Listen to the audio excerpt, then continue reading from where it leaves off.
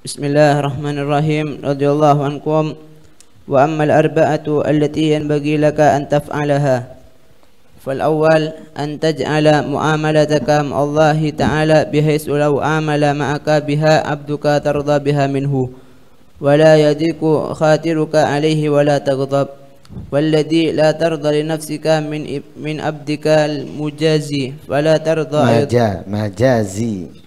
مجازي فلا ترضى أيضا لله تعالى وهو سيدك الحقيقي.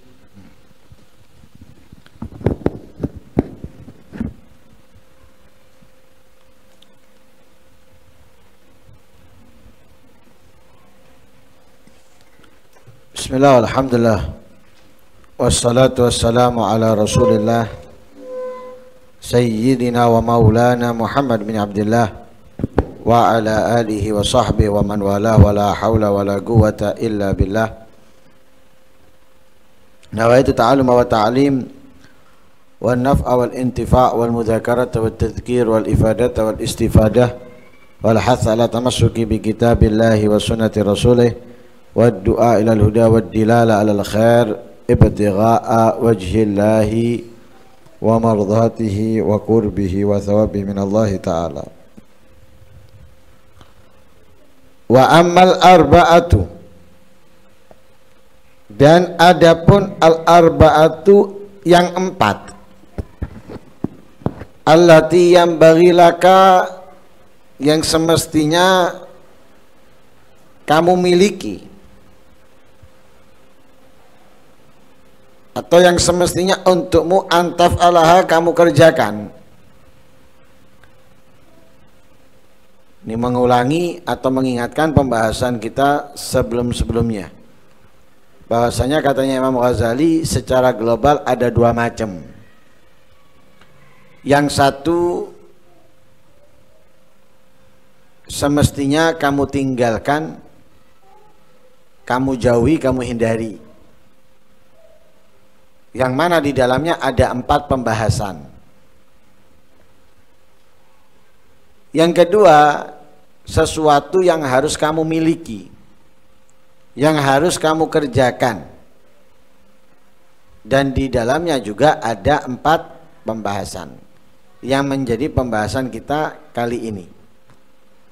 Itu empat perkara yang harus dimiliki oleh setiap orang, khususnya da'i, khususnya yang memberikan mau'idhah atau yang mengingatkan orang lain. Dia harus punya empat perkara ini. Nah, empat perkara ini yang pertama, antaj'ala, hendaknya kamu jadikan muamalataka, muamalahnya kamu ma'allah, kepada Allah subhanahu wa ta'ala, bihaitsu, sekiranya lau amalaka, jika bermuamalah ma'aka kepadamu, biha dengan muamalah tersebut, abduka pelayanmu, pembantumu, tardha kamu senang, biha dengan muamalah tersebut, minhu daripada abduka dari hambamu atau budakmu, wala yadhiku khatiruka alaih, dan tidak sempit khatiruka perasaanmu, alaihi atasnya, wala taghdab, dan kamu tidak marah. Artinya gini, kita ini seringkali diajarkan oleh Rasul sallallahu alaihi wasallam bermuamalah yang baik, bermuamalah yang bagus, bermuamalah yang indah kepada siapapun orang, kepada orang yang baik dengan kita atau orang yang berperilaku buruk kepada kita. Dan itu telah ditunjukkan dan dicontohkan oleh Allah dan oleh Rasulnya kepada kita. Allah tidak pernah membalas keburukan orang, kejahatan orang dengan keburukan. Justru mereka mendapatkan kesempatan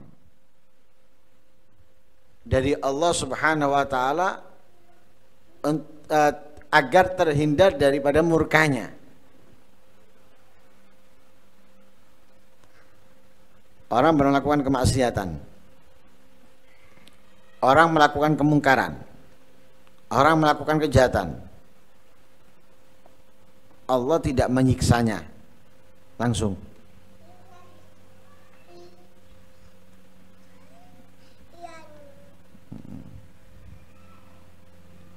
Allah tidak menyiksanya langsung. Enggak melakukan kemaksiatan langsung dihukum sama Allah, enggak. Kasih waktu sama Allah. Dikasih kesempatan sama Allah. Datang peringatan yang kecil kepadanya. Mulai dia merasakan itu peringatan sampai dia merasakan kalau itu adalah peringatan. Kasih oleh Allah peringatan kecil.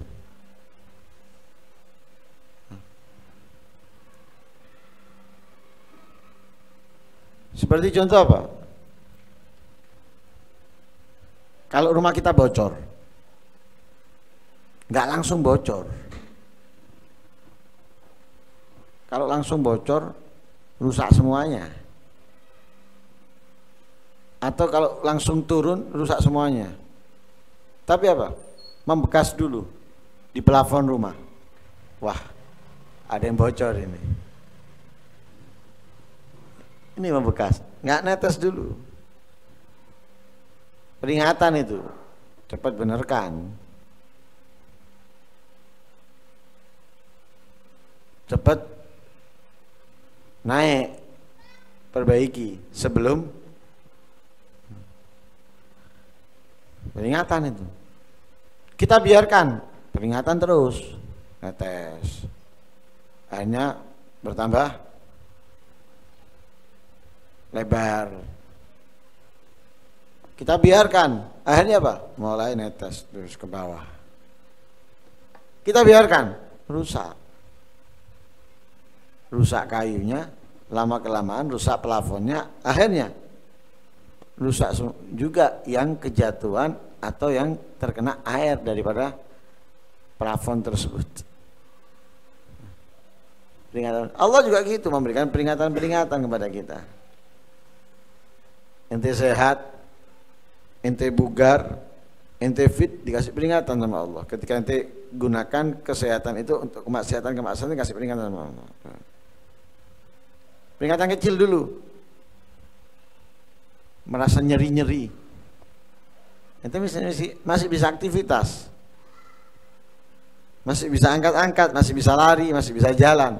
Tapi Allah ngasih peringatan kecil, nyeri-nyeri, ngerasa kok ada, nggak enak. Kasih peringatan lagi sama Allah, seleo, ini dan itu, peringatan itu tuh menyadarkan kita. Nggak sadar itu dengan peringatan lot baru. Paham ini ya? Lah Allah mengajarkan kepada kita muamalah baik kepada siapa? Kepada orang yang melakukan kemaksiatan, apalagi kepada orang yang melakukan kebaikan kepada kita. Seperti apa?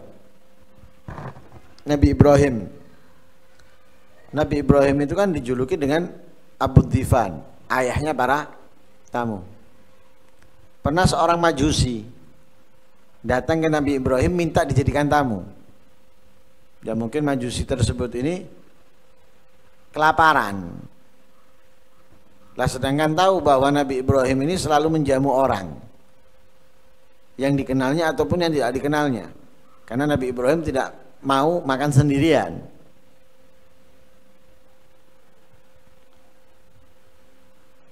Ini minta dijadikan tamu. Katanya Nabi Ibrahim, kalau kamu beriman baru aku jadikan tamu, kalau enggak.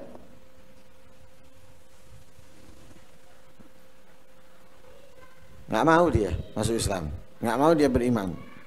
Udah, Allah nurunkan wahyu menegur Nabi Ibrahim.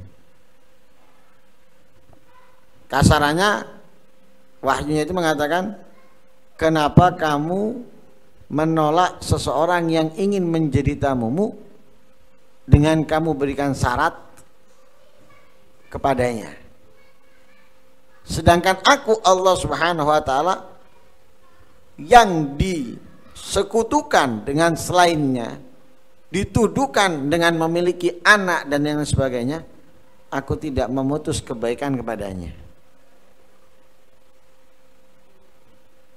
Mereka sekalipun tidak beriman kepada Allah, Allah memberikan kenikmatan-kenikmatan. Bisa melihat, bisa mendengar, bisa menghirup udara, punya nafas, punya kesehatan, rizki dan yang lain sebagainya. Lu dikasih sama Allah. Padahal dia mengkufuri Allah, menyekutukan Allah, menuduh Allah, tapi Allah tetap. Nabi Muhammad juga gitu, mengajarkan kepada kita bermuamalah baik sekalipun kepada musuh. Nabi Muhammad tidak pernah menghina musuhnya, tidak pernah mencaci musuhnya, tidak pernah dendam kepada musuhnya, apalagi kepada para sahabat. Bahkan Nabi menangis, sedih kalau ada dari mereka yang meninggal dalam keadaan tidak beriman. Ditangisi sama Nabi. Ya Allah, kasihan dia meninggal tidak membawa iman, ditangisi sama Nabi. Padahal orang kafir yang memusuhinya. Itulah yang diajarkan oleh Allah dan Rasulnya, bermuamalah baik sekalipun kepada orang yang berbuat jahat kepada kita, lebih-lebih kepada orang yang berbuat baik. Nabi SAW bersabda di dalam hadisnya apa? Wa khaliqin nasa bi khuluqin hasanin. Wa khaliqin nasa, berakhlaklah kepada manusia, bi khuluqin hasanin, dengan akhlak-akhlak yang bagus, yang baik. Paham ini ya? Sehingga kalau kita mau orang itu berakhlak baik kepada kita, kita harus berakhlak baik kepadanya. Kalau kita itu mau orang bermuamalah bagus kepada kita, kita harus bermuamalah bagus kepadanya.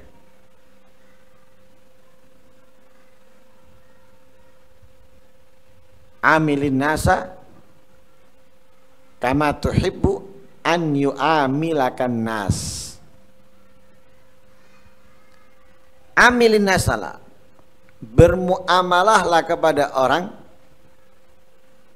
kama tuhib, sebagaimana kamu ingin, an yu'amilakan nas, orang bermuamalah baik kepadamu atau orang bermuamalah kepadamu. Kamu maunya gimana sih? Kamu mau orang bermuamalah baik kepada kamu? Kamu mau orang bermuamalah santun kepada kamu? Kamu mau orang bermuamalah indah kepadamu? Maka sebelum orang itu melakukannya, lakukan terlebih dahulu kamu kepadanya.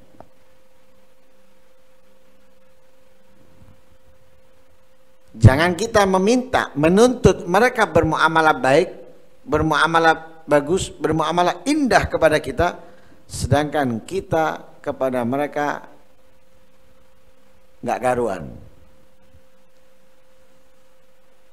nggak bagus, nggak baik, nggak indah, nggak ada. Paham ini ya? Nah, sama, kita harus bermuamalah baik kepada Allah. Kalau manusia aja kita minta mereka bermuamalah baik kepada kita, dalam arti kita mau dia bermuamalah sesuai dengan kita. Kita punya pembantu, kita punya pelayan. Ketika kita mau menerima dia, kita kasih tahu kan, pekerjaannya ini, pagi jam sekian harus seperti ini, siang ini yang dilakukan, sore ini, ketika datang harus seperti ini, ketika pulang harus seperti ini, dikasih tahu. Nah kemudian kita maunya apa? Maunya dia menjalankan, melakukan sesuai perintah, sesuai arahan. Kita maunya seperti itu. Lah kalau kita maunya seperti itu kepada orang yang mana orang tersebut hanyalah pelayan kita atau pembantu kita,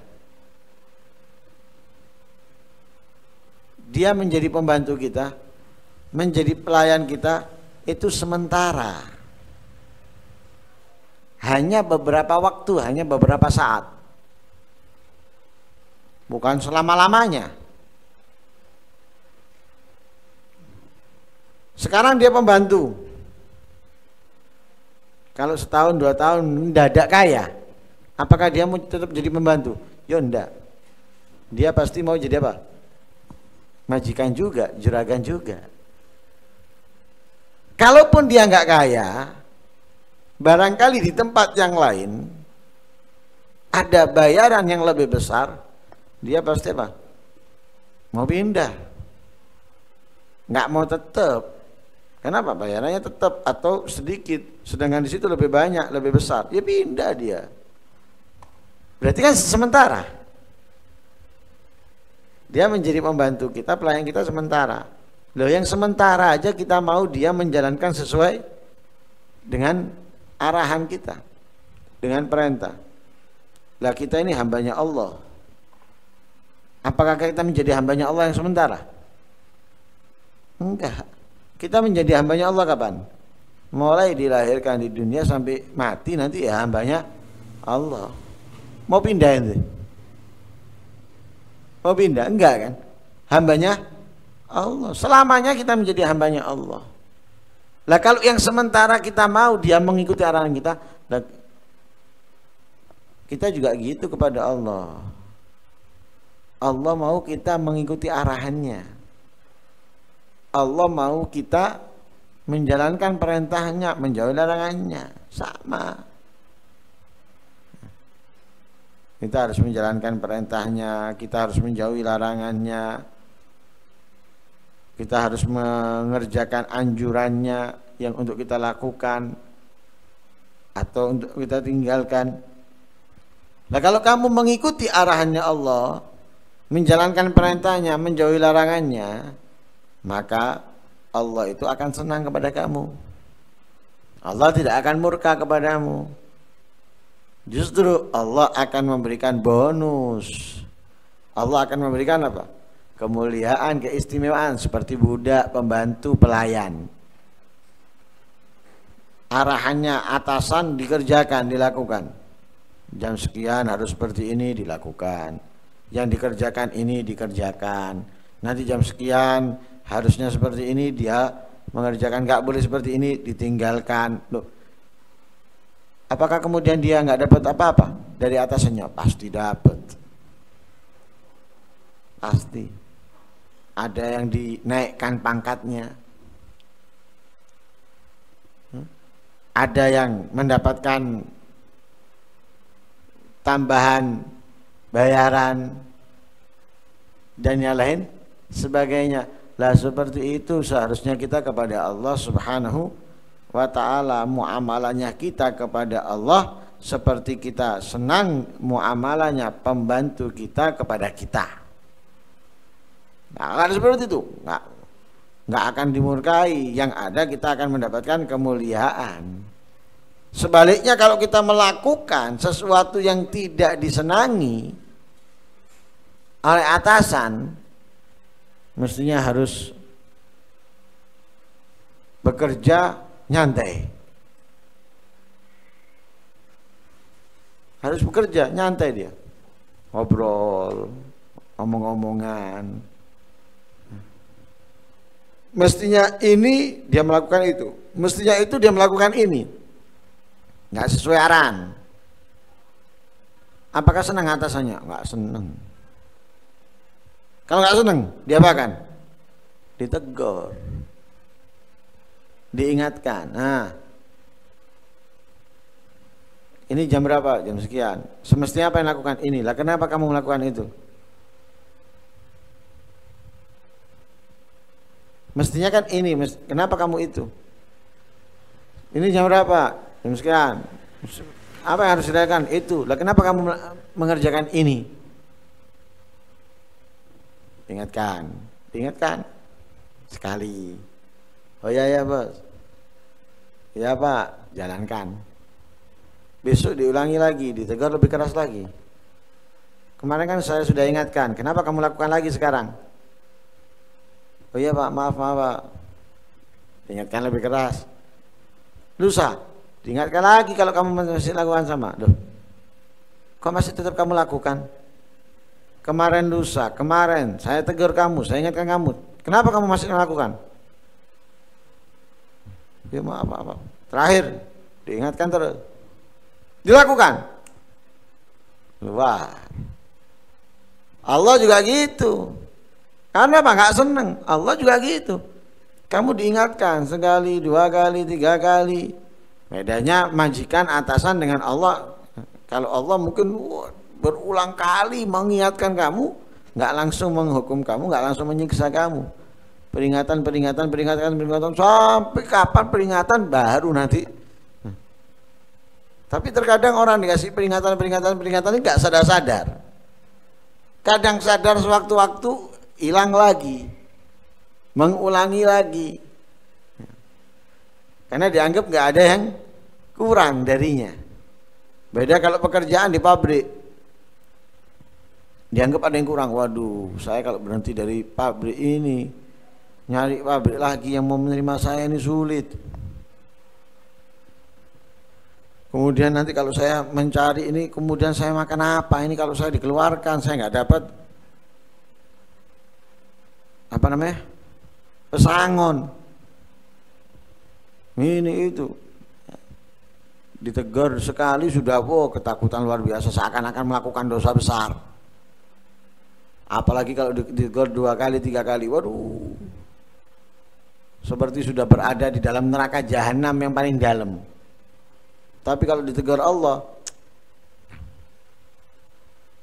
sekali, 2 kali, 3 kali, merasa nggak ada yang hilang. Ditegur dengan keras kemudian disembuhkan oleh Allah. Ada orang ditegur dengan Allah dengan keras karena banyak minum, ditegur sama Allah dengan keras.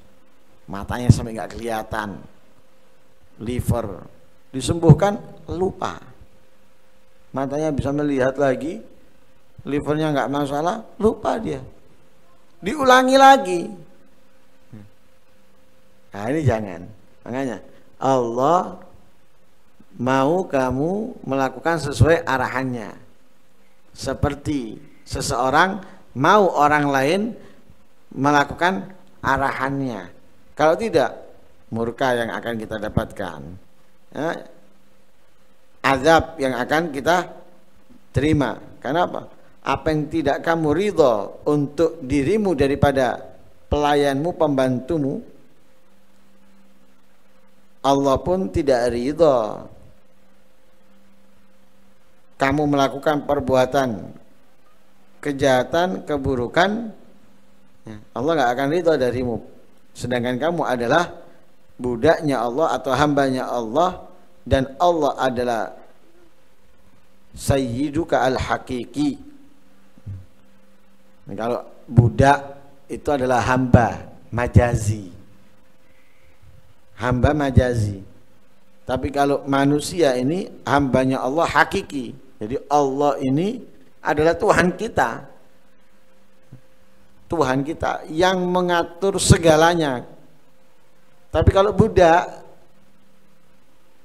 itu adalah hamba kita yang kita mengaturnya bukan semuanya, bukan secara keseluruhannya, sebagian, yaitu pekerjaan. Tapi kita nggak mengatur nafasnya, kita nggak mengatur pandangannya, kita nggak mengatur pendengarannya, kita nggak mengatur gerakannya, kita nggak mengatur ini dan mengatur.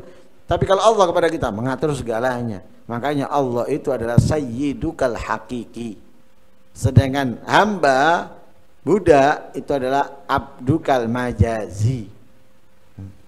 Jadi kita harus bermuamalah kepada Allah sebagaimana kita mau orang bermuamalah kepada kita, atau sebagaimana kita ingin pembantu pelayan bermuamalah kepada kita.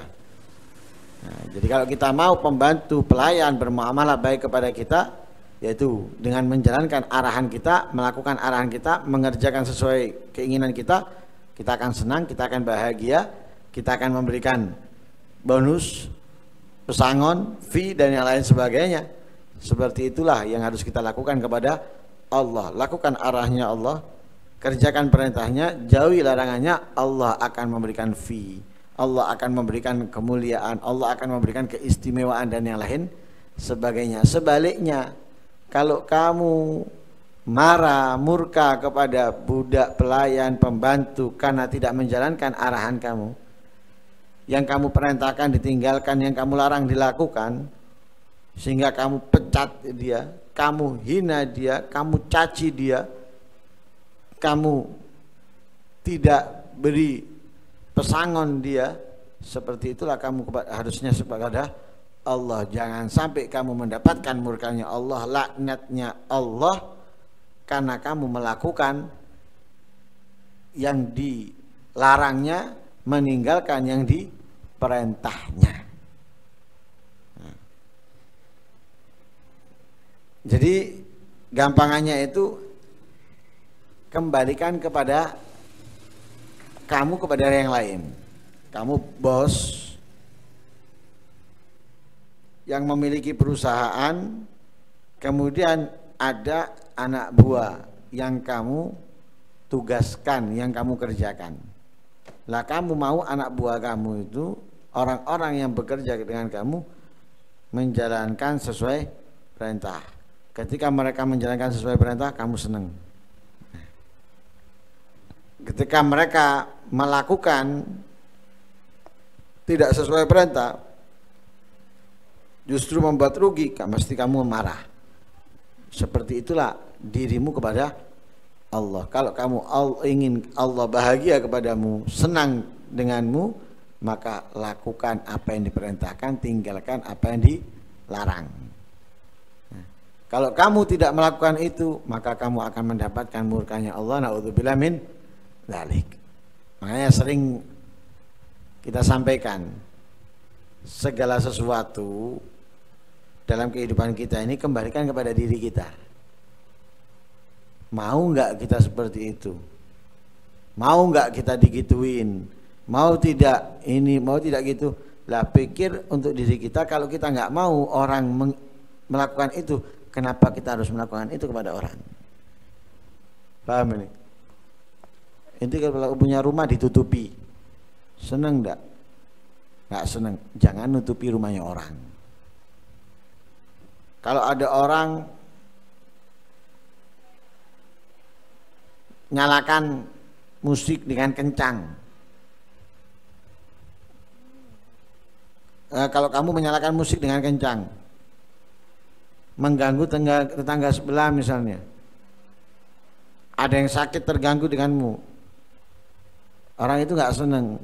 Bagaimana kalau itu dilakukan kepadamu?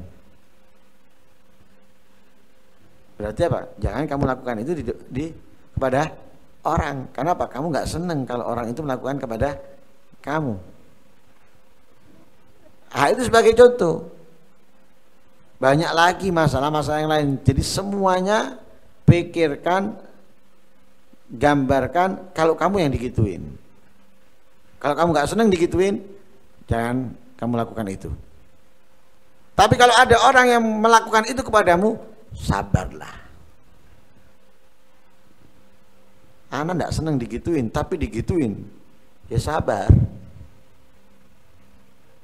Jangan nanti marah, bangsat, kurang ajar, gil adab, jangan marah, sabar. Seperti Rasul Shallallahu Alaihi Wasallam, sebagaimana para aulia, sabar. Dan itu telah diajarkan oleh Allah dan Rasulnya, sabar.